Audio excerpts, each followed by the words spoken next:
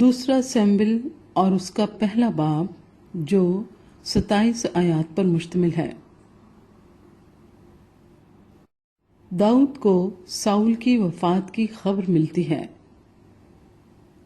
اور ساؤل کی موت کے بعد جب داؤد عمالیکیوں کو مار کر لوٹا اور داؤد کو سکلاج میں رہتے ہوئے 2 دن ہو گئے، تو تیسرے دن ایسا ہوا کہ ایک شخص لشکر گاہ میں ساؤل کے پاس سے پہن چاک کیے اور سر پر خاک ڈالے ہوئے آیا، اور جب وہ داؤد کے پاس پہنچا تو زمین پر گرا اور سجدہ کیا۔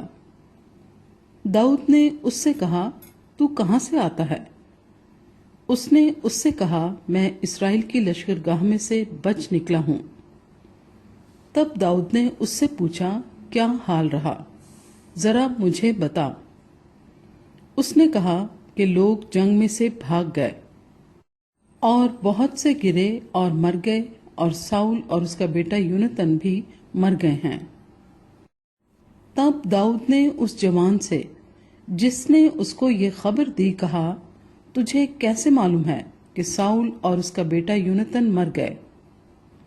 وہ جوان جس نے اس کو یہ خبر دی کہنے لگا کہ میں کوہ جلبوع پر اتفاقاً وارد ہوا، اور کیا دیکھا کہ ساؤل اپنے نیزے پر جھکا ہوا ہے اور رتھ اور سوار اس کا پیچھا کیے آ رہے ہیں، اور جب اس نے اپنے پیچھے نگاہ کی تو مجھ کو دیکھا اور مجھے پکارا۔ میں نے جواب دیا، میں حاضر ہوں۔ اس نے مجھے کہا، تو کون ہے؟ میں نے اسے جواب دیا، میں عمالیکی ہوں۔ پھر اس نے مجھ سے کہا، میرے پاس کھڑا ہو کر مجھے قتل کر ڈال، کیونکہ میں بڑے عذاب میں ہوں اور اب تک میرا دم مجھ میں ہے۔ تب میں نے اس کے پاس کھڑے ہو کر اسے قتل کیا، کیونکہ مجھے یقین تھا کہ اب جو وہ گرا ہے تو بچے گا نہیں، اور میں اس کے سر کا تاج اور بازو کا کنگن لے کر ان کو اپنے خداوند کے پاس لایا ہوں۔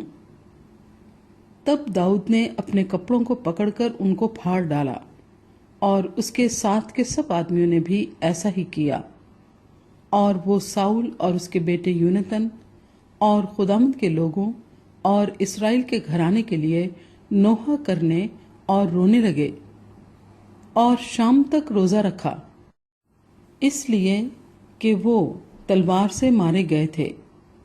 پھر داؤد نے اس جوان سے جو یہ خبر لایا تھا پوچھا کہ تو کہاں کا ہے؟ اس نے کہا، میں ایک پردیسی کا بیٹا اور عمالیکی ہوں۔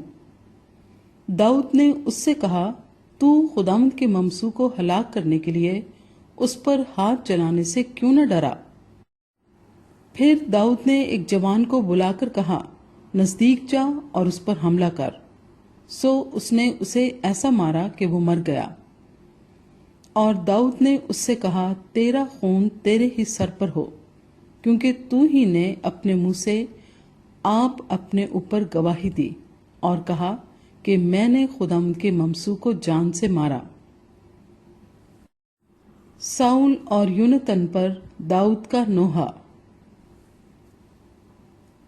اور داؤد نے ساؤل اور اس کے بیٹے یونتن پر اس مرثیے کے ساتھ ماتم کیا، اور اس نے ان کو حکم دیا کہ بنی یہودا کو کمان کا گیت سکھائیں۔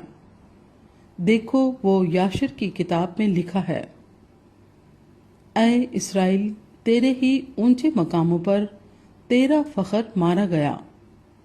ہائے، زبردست کیسے کھیت آئے، یہ جات میں نہ بتانا، اسکلون کے کوچوں میں اس کی خبر نہ دینا، نہ ہو کہ فلسطینیوں کی بیٹیاں خوش ہوں، نہ ہو کہ نامختونوں کی بیٹیاں فخر کریں۔ اے جلبوع کے پہاڑوں، تم پر نہ اوس پڑے اور نہ بارش ہو اور نہ ہدیے کی چیزوں کے کھیت ہوں، کیونکہ وہاں زبردستوں کی سپر بری طرح سے پھینک دی گئی، یعنی ساؤل کی سپر جس پر تیل نہیں لگایا گیا تھا، مقتولوں کے خون سے، زبردستوں کی چربی سے۔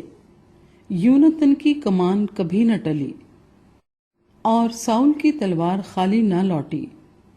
साउल और यूनतन अपने जीते जी अजीज और दिल पसंद थे और अपनी मौत के वक्त अलग न हुए। वो उकाबों से तेज और शेर बबरों से जोरावर थे।